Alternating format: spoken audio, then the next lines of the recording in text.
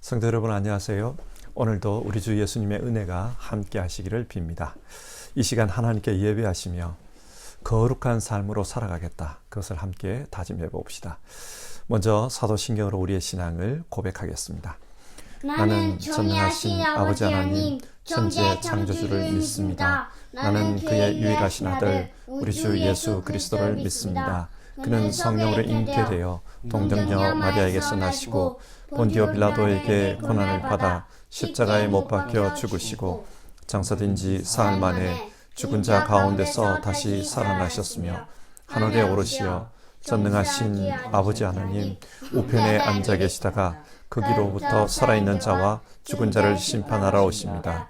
나는 성령을 믿으며 거룩한 공교회와 성도의 교제와 죄를 용서받는 것과 몸의 부활과 영생을 믿습니다. 아멘. 찬송가 259장입니다. 259장 옛날 찬송가는 193장입니다. 예수 십자가에 흘린 피로서 1절 부르고요. 같이 기도하겠습니다.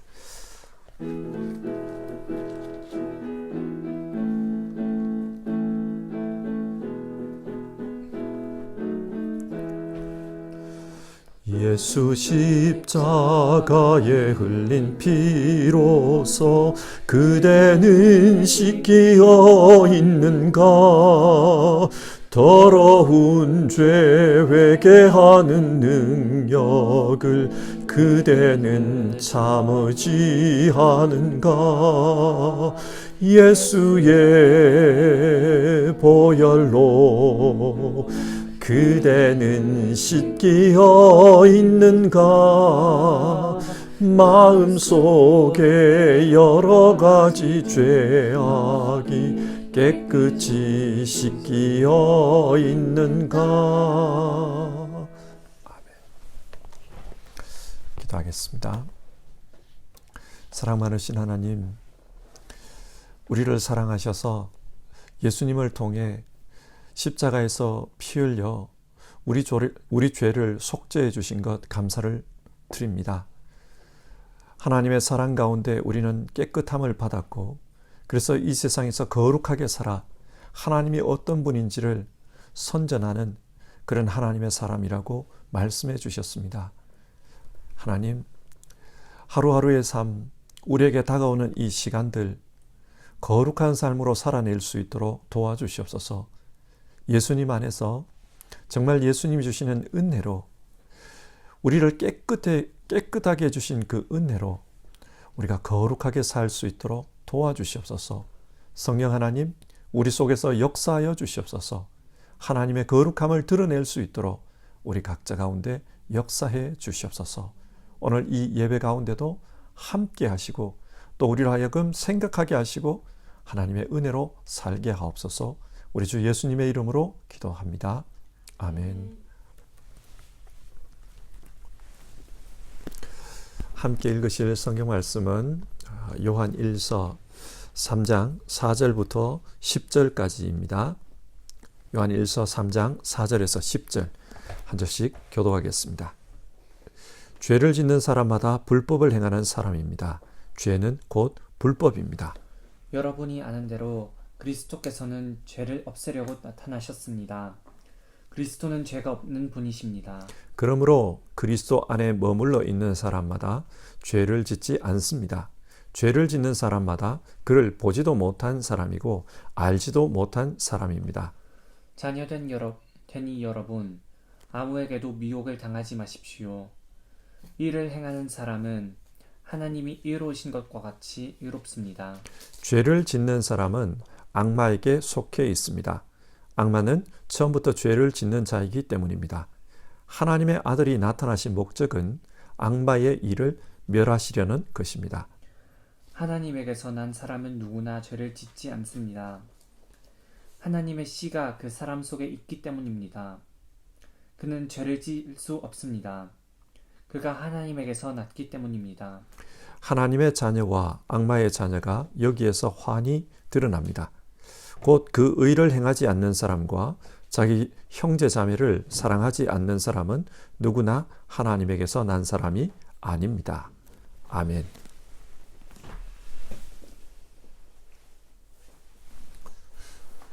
성경을 읽으며 가장 많이 만나는 단어 중에 하나가 죄입니다. 창세기는 시작부터 이 죄에 대해서 말씀합니다. 첫 부분에 하나님의 청지 창조 이야기가 나오고요.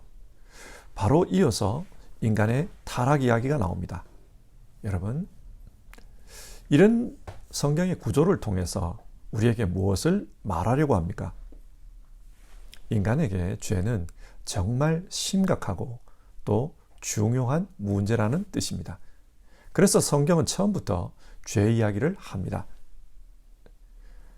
하지만 사람들은 죄의 문제에 대해서 심각하게 생각하지 않습니다. 그리고 죄에 대해 심각하게 생각하는 것 자체를 싫어하는 경향이 있습니다. 만약 교회에서 죄에 대한 설교를 계속하면 사람들은 좋아하지 않을 가능성이 큽니다.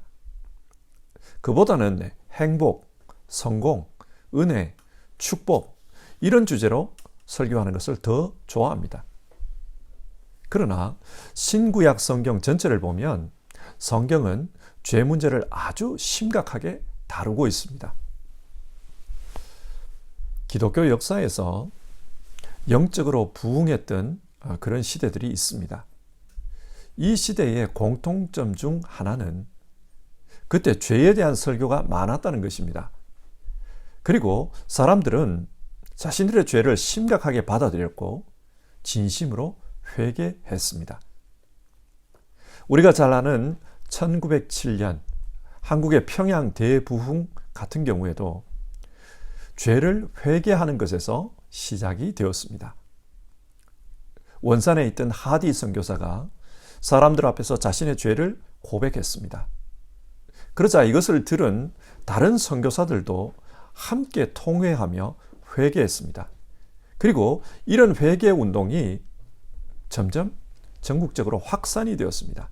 그래서 집회로 모이는 곳마다 이런 회개 운동이 일어났습니다. 여러분, 이것이 우리에게 무엇을 말합니까? 하나님은 자신의 구원 역사에 있어서 죄를 아주 심각한 문제로 생각하십니다. 그렇기 때문에 그 죄를 회개하는 것을 정말 기뻐하시고 또 중요하게 바라보십니다. 자, 그러면 곧바로 이런 질문을 해봅시다. 죄가 무엇입니까? 성경은 죄에 대해서 어떻게 가르치고 있습니까? 본문 4절인데요. 죄는 곧 불법입니다. 오늘 읽은 성경은 죄를 불법이라고 표현합니다. 일반적으로 불법이라는 말은 법을 어겼다, 그런 뜻이지만 여기서는 그런 의미가 아닙니다. 불법을 헬라어로 보면 아노미아라는 단어인데요. 이 단어에서 아라는 이 접두어는 무엇이 없다, 그런 뜻이고 노미아는 법 혹은 기준을 의미합니다. 그러니까 아노미아라는 말은 법이 없다, 다르게 표현하면 무법하다 혹은 기준이 없다, 그런 뜻입니다. 자, 그러면 법이라는 게 무엇입니까? 성경은 에덴 동산 중앙에 선악을 알게 하는 나무가 있었다고 말씀합니다. 사람들은 간혹 하나님은 왜 선악과를 만드셨을까요? 그 나무를 만들지 않았다면 인간은 선악과를 따먹는 일도 없었을 것이고, 그것을 따먹지 않았다면 인간이 타락하지도 않았을 것이고, 인간이 타락하지 않았다면 인간을 구원하기 위해 예수님이 십자가에 달려 죽을 일도 없었을 텐데 하나님은 왜 선악을 알게 하는 그런 나무를 만드셨을까요? 그렇게 질문하는 것을 봅니다. 자, 여기서 우리 분명히 해봅시다. 선악을 알게 하는 나무는 하나님께서 우리 인간을 시험하기 위해 만든 나무가 아닙니다. 이걸 먹고 타락하나 타락하지 않나, 그것을 시험하기 위해서 만들어 놓은 나무가 아닙니다. 그럼 왜 이 나무를 만들었나? 이 나무는 우리 자신이 누구인지를 알게 해주기 위해서 만든 나무입니다. 창세기 2장 7절에 따르면 인간은 흙으로 만들어졌습니다. 인간이 흙으로 만들어졌다는 말은 인간은 유한성을 가진 존재로 만들어졌다. 그런 뜻입니다. 언젠가 하나님 이런 말씀하시죠. 너희는 흙이니 흙으로 돌아가라. 흙이라는 이 존재는 언젠가는 없어질 수밖에 없는 그런 존재입니다. 그런데 하나님은 자신의 형상인 인간에게 영원한 생명을 주시기를 원했습니다. 그래서 인간의 코에 하나님의 생기를 불어 넣어 주셨습니다. 하나님의 생기가 들어가자 사람은 생명이 되었다. 여기서 생기라는 말, 이 말은 호흡, 생명, 영, 그런 뜻이 있습니다. 그러니까 하나님의 생기를 불어넣었다. 이 말은 하나님께서 하나님의 생명을 우리에게 주셨다. 하나님의 영을 우리에게 주셨다. 그런 뜻이기도 합니다. 자, 인간은 흙으로 살다가 흙으로 생활하면 죽을 수밖에 없는 존재입니다. 다르게 표현하면 육신으로는 인간이 영원히 살 길이 없습니다. 그러나 하나님의 생명으로 살면 인간은 영원히 살 수 있습니다. 하나님은 이걸 원하신 거예요. 육을 가진 존재이지만 하나님의 생명으로 살아라. 그럼 영원히 살 것이다. 하나님 이걸 원하셨습니다. 하나님은 이런 인간에게 자신의 한계를 깨닫게 하시고 그래서 육이 아니라 하나님의 생명으로 살아갈 것을 가르쳐 준 것입니다. 너는 죽을 수도 있고 영원히 살 수도 있는 그런 존재다. 자신의 한계를 알게 하는 장치, 바로 그것이 선악을 알게 하는 나무였습니다. 그렇기 때문에 하나님은 이 선악과를 만들어 놓으시고 인간에게 이런 말씀을 합니다. 이 열매를 먹으면 반드시 죽는다. 그러니까 이것을 보면서 네가 어떤 존재인지를 알고 깨닫고 살라는 말입니다. 비교해서 생각해 보면 이런 거예요. 고무풍선이 있다고 합시다. 고무풍선은 어느 정도까지 바람을 넣어야지 만약 그 한계를 넘어서서 계속 바람을 넣어버리면 터져버립니다. 끝나는 겁니다. 그래서 어린아이들에게 풍선을 줄 때 이 정도까지만 바람을 넣어야 된다. 우리가 그런 걸 가르치지 않습니까? 그처럼 하나님은 이 선악과를 통해 여기까지가 너의 한계다. 이 한계를 넘었으면 너는 죽는다. 그것을 말씀해 준 것입니다. 그게 선악과입니다.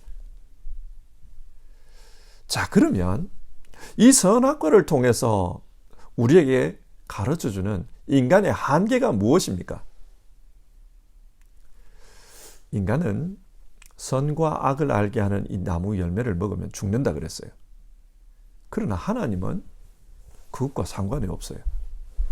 다시 말해서 하나님은 선과 악을 구분할 수 있지만 인간은 그 일을 할 수 없다는 뜻입니다. 선과 악을 구분한다. 이게 무슨 말이에요? 이것은 기준의 문제입니다. 누가 기준을 정하느냐? 선하다, 악하다, 누가 기준을 정하느냐? 그 문제입니다. 하나님은 기준을 정할 수 있습니다. 하나님 자체가 기준입니다. 그러나 인간은 기준이 될 수 없어요. 만약 인간이 자기 마음대로 기준을 만들면 이 세상은 죽음으로 바뀌고 맙니다. 예를 들어서 아주 악한 독재자가 있다고 합시다. 여러분, 그 독재자는 자기 자신이 악하다고 생각할까요? 선하다고 생각할까요?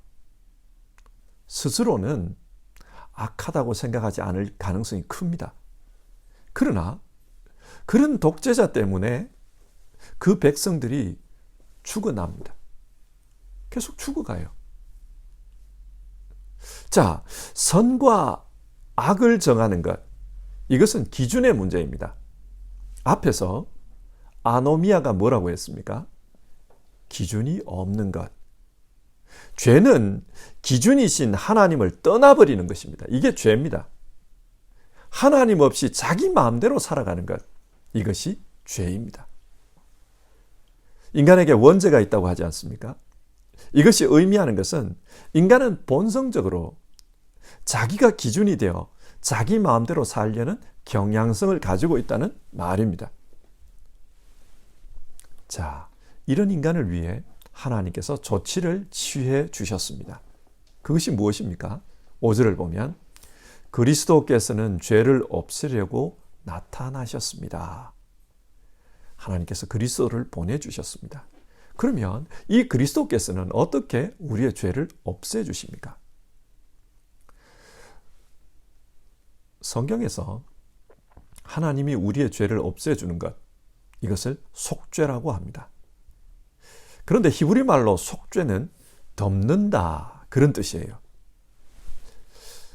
창세기 3장을 계속해서 한번 생각해 봅시다. 인간이 죄를 지었을 때 그때 보인 현상이 있습니다. 그게 뭡니까? 아담과 하와가 자신의 부끄러움을 알고 가렸다 그래요. 본능적으로 자신의 부끄러움을 가렸습니다. 뭘로 가렸나? 무화과 잎으로 가렸다 그래요. 그런데 이것은 일시적인 조치입니다. 예를 들어 보면 누가 죄를 지었어요. 그렇게 죄를 지어서 들켰습니다. 그러자 내가 한 것 아니에요. 그렇게 거짓말을 합니다. 그리고 그 거짓말로 어려운 상황을 모면하려고 합니다. 그런데 이 거짓말이라는 것은 일시적인 조치입니다. 거짓말을 한다고 해서 그 문제가 근원적으로 해결되는 게 아닙니다. 바로 이런 것이 무화과 잎으로 가리는 겁니다. 근데 이걸로는 해결이 안 돼요. 그래서 하나님께서 아담과 하와에게, 에덴 동산에서 쫓겨나는 아담과 하와에게 짐승 가죽으로 옷을 만들어 주었다는 말씀이 나옵니다. 자, 옷으로 그들의 부끄러움을 가려주는 것, 이것이 속죄입니다. 그런데 짐승 가죽으로 옷을 만들려고 하면 짐승 한 마리가 죽어야 돼요. 혹은 두 마리가 죽었겠죠? 아담과 하와. 피를 흘리고 짐승이 죽어야 가죽이 나옵니다. 그래서 이스라엘의 속죄의식을 보면 제단 앞에서 어린 양을 잡아서 죽이고 그 피를 하나님께 뿌리고 또 그 제물을 태웁니다. 이게 속죄예요. 이처럼 예수님은 십자가에서 자기 자신을 죽여 우리를 위해 속죄의 피를 흘려주셨습니다. 그렇게 함으로써 우리의 죄를 덮어주신 겁니다. 여러분, 짐승의 속죄는 임시적인 겁니다. 하지만 5절을 보면 그리스도는 죄가 없으시다. 죄가 없으신 그 주님께서 우리를 위해 덮어주신 이 속죄는 영원한 겁니다.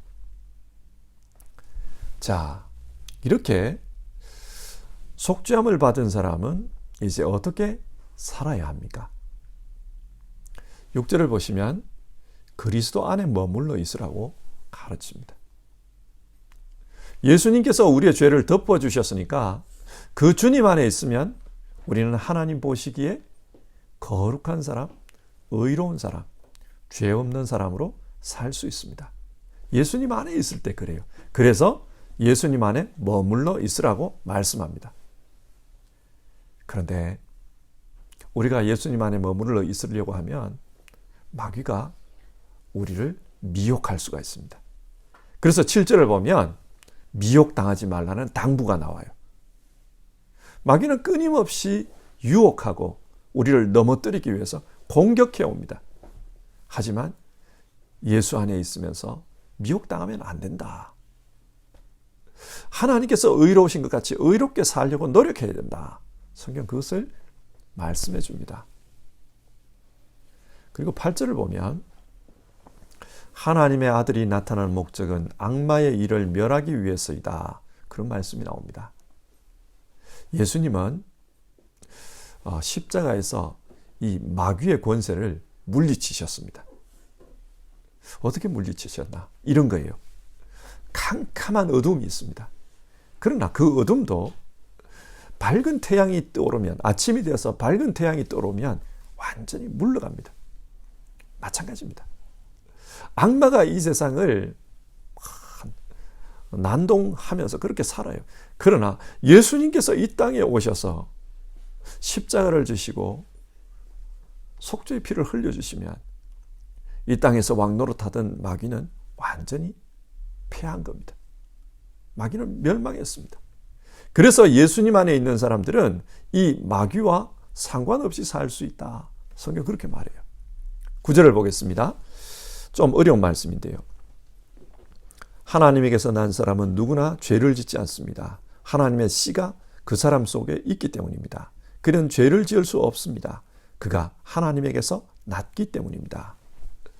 여기서 예수님 안에 있는 사람들, 다르게는 하나님에게서 난 사람들, 구절은 그렇게 표현하는데 그 하나님에게서 난 사람들은 죄를 짓지 않는다고 합니다. 아니, 그 뒷부분에 보면 그는 죄를 지을 수 없습니다. 그렇게 말해요. 여러분, 우리가 경험적으로 한번 생각해 봅시다. 우리 그리스도인들은 아무런 죄도 짓지 않습니까? 지금 성경이 그걸 이야기하는 거예요. 근데 우리는 경험적으로 압니다. 우리는 죄를 지어요. 실수도 하고 죄를 짓습니다. 때로는 입술로, 때로는 생각으로, 때로는 손으로, 때로는 눈으로 그렇게 죄를 짓습니다. 그러면 우리는 왜 죄를 짓는 겁니까? 그리스도 안에 있지 않기 때문에 죄를 짓는 것입니까? 성경이 지금 그런 말을 하는 겁니까? 아닙니다. 우리 그리스도인은 오직 예수님 안에서만 죄 없다. 그렇게 인정을 받습니다. 다른 방법으로는 죄 문제를 해결할 수가 없습니다. 오직 예수님 안에서만 죄 없다. 그렇게 인정받습니다. 예수님 안에서만 가능한 일입니다. 그래서 예수 안에 있으면 죄가 없다. 지금 그 말을 하는 거예요. 그리고 이런 사람에게는 하나님께서 증거로 하나님의 씨를 그 속에 주신다고 하십니다. 하나님의 씨가 무엇일까? 성령입니다. 성령이 우리 안에 계시면서 의에 대하여, 죄에 대하여 가르쳐 주십니다. 그래서 죄 짓지 않고 살도록 우리를 인도해 주십니다. 10절을 보면 하나님의 자녀와 악마의 자녀를 구분하는데 하나님의 자녀는 의를 행하며 삽니다. 그리고 형제 자매를 사랑하며 삽니다. 그러나 악마의 자녀는 그렇지 않아요. 지금 이 말을 하는 이유는 당시 요한의 교회 안에서 그 영지주의자들이 서로 분란을 일으키고 분쟁을 만들었습니다. 형제 자매를 사랑하지 않았어요. 의를 행하지 않았습니다. 하나님의 말씀을 기준으로 삼고 사는 것이 아니라 세상의 가르침, 즉 영지주의 철학, 이런 것을 기준으로 삼아서 신앙을 했던 겁니다. 이것을 아노미아, 법이 없다, 기준이 없다, 불법의 사람이라는 말입니다. 지금 요한은 자신들의 현실을 보며 누가 하나님의 자녀이고 누가 악마의 자녀인지 그것을 분별하라, 그렇게 가르치고 있습니다. 자, 오늘 내용을 한번 정리해 봅시다. 오늘 말씀은 죄에 대해 가르치는 말씀입니다. 무엇이 죄인가? 죄는 아노미아, 기준을 하나님께 두지 않는 것입니다. 기준이신 하나님을 무시하는 것, 그분을 떠나버리는 것, 이것이 죄입니다. 로마서 1장 28절, 바울은 이렇게 말해요. 이것을 그들이 마음에 하나님 두기를 싫어하며, 하나님을 자기 삶의 기준으로 삼지 않는 것, 그것이 죄입니다. 하나님은 이런 인간을 위해 예수님을 보내주셨습니다. 그리고 계속해서 예수님 안에 살라. 그 예수님 안에 있으면 죄가 없다. 죄를 짓지 않는다. 그렇게 말합니다. 왜냐? 주님께서 우리의 죄를 덮어주셨기 때문입니다. 이렇게 속죄의 은혜를 입은 사람은 어떻게 살아야 하는가? 예수님 안에서 의롭게 살아야 한다. 예수님 안에서 형제자매를 사랑하면서 살아야 된다. 그렇게 말합니다. 예수 안에서 살아야 합니다. 성도 여러분, 우리 모두는 속죄의 은혜를 받은 사람들입니다. 여전히 우리 삶 속에는 실수가 있고 넘어지는 그런 일들이 있지만 그러나 분명한 것은 우리는 예수님 안에 있습니다. 예수님 안에 있으면 우리는 깨끗하게 살 수 있습니다. 자, 지금 우리에게 중요한 것은 예수님 안에서 예수님 사람답게 살려는 모습입니다. 만약에 대한민국 안에 살면서 대한민국이 아니라 대한민국을 대적하는 그 세력들을 위해서 살아간다면 이 사람은 간첩이고 반역자입니다. 대한민국을 반대하는 나라를 위해서 살아간다면 이 사람은 스파이입니다. 영적으로도 마찬가지예요. 속죄를 받고 예수 안에 있으면서 예수님을 위해서 살지 않는다면 그 사람은 잘못된 사람이에요. 적그리스도를 위해서 산다면 그 사람은 영적으로 반역자입니다. 그래서 예수 안에 있는 사람들에게 예수님 말씀대로 살아라. 의롭게 살아라. 형제를 사랑하며 살아라. 그렇게 가르치는 겁니다. 우리 모두는 예수님께 속한 사람들이니까 예수님을 위해 살겠다. 우리가 마음에 그렇게 다짐하고 또 오늘 하루를 살아갑시다. 찬송가 259장 예수 십자가에 흘린 피로서 2절 우리 부르고 기도하겠습니다.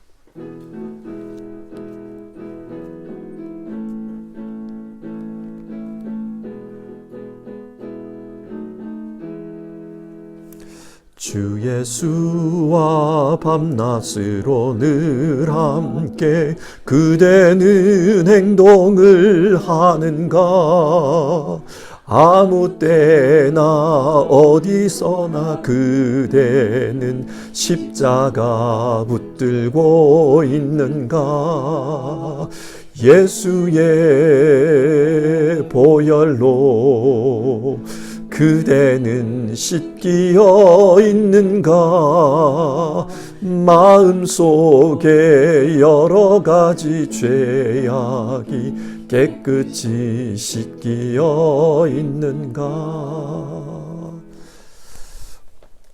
우리 함께 기도해 봅시다. 오늘 성경은 죄에 대해서 말씀하고 있습니다. 죄는 하나님을 반대하는 것입니다. 하나님을 자기 삶의 기준으로 두지 않는 것, 그것이 죄입니다.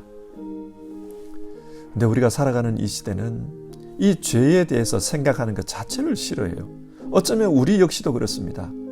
하나님 앞에서 회개하는 것, 나 자신을 돌아보고 거룩하게 살고자 회개하는 것, 이런 것 자체를 싫어할 수 있습니다. 그래서 우리 이 아침에 같이 기도해 봅시다. 하나님, 정말 하나님을 내 삶의 기준으로 삼고 거룩하게 살기를 원합니다. 예수 십자가의 보혈로 깨끗하게 입은 사람으로서 내 하루하루의 삶을 돌아보며 성결하게 살기를 원합니다. 주님, 회개하는 일에 게으르지 않게 하여 주시옵소서. 그리고 주님, 정말 예수님 안에 있는 사람으로서 예수님 사람답게 그렇게 살게 하옵소서. 예수 안에 있으면서 반역자처럼 그렇게 살지 않도록 도와주시옵소서. 우리 그렇게 기도해 봅시다.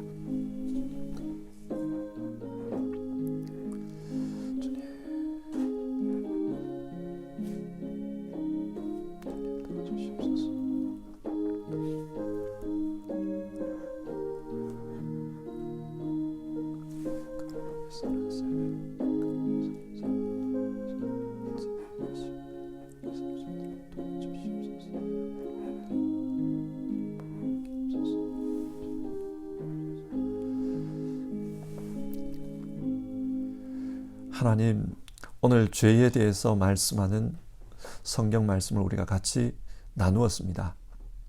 죄는 우리 삶의 기준이신 하나님을 떠나는 것, 하나님을 무시해 버리는 것, 그게 죄다. 우리 그렇게 말씀 나눴습니다. 죄성을 가진 인간은 하나님 중심으로 사는 것을 싫어하고 하나님 없이 살려고 하는 경향이 있다. 그렇게 말씀 나누었습니다. 하나님, 그렇기 때문에 우리는 늘 자신을 돌아보며 회개하고 또 회개의 열심을 가지고 거룩하게 살려고 하나님 앞에서 하나님을 기준으로 삼고 그렇게 살려고 우리가 노력해야 된다는 말씀을 나눕니다.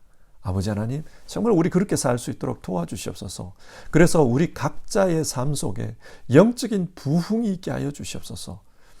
깨끗하게 살고 거룩하게 살고자 하는 그 열심을 가지고 영적인 부흥을 경험할 수 있도록 우리 한 분 한 분 위에 역사해 주시옵소서. 하나님, 그리고 교회도 우리 시대도 하나님이여 거룩하게 살고자 하는 열망을 품고 살게 하여 주시옵소서. 우리는 예수 안에서 예수님의 피로 거룩하다 인정받은 사람들입니다. 그렇다면 우리의 삶은 예수님을 위한 삶이 되어야 되는데 그렇지 않고 세상을 바라보면서 또 마귀의 그런 속성을 가지고 우리가 그렇게 살고 있는 것은 아닌가 돌아봅니다. 정말 예수님을 위해서 사는 우리 모두 되게 하옵소서.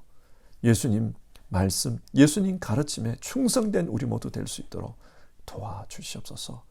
오늘도 기도하며 하루를 시작하는 모든 주의 자녀들 위해 하나님이여 함께해 주시옵소서.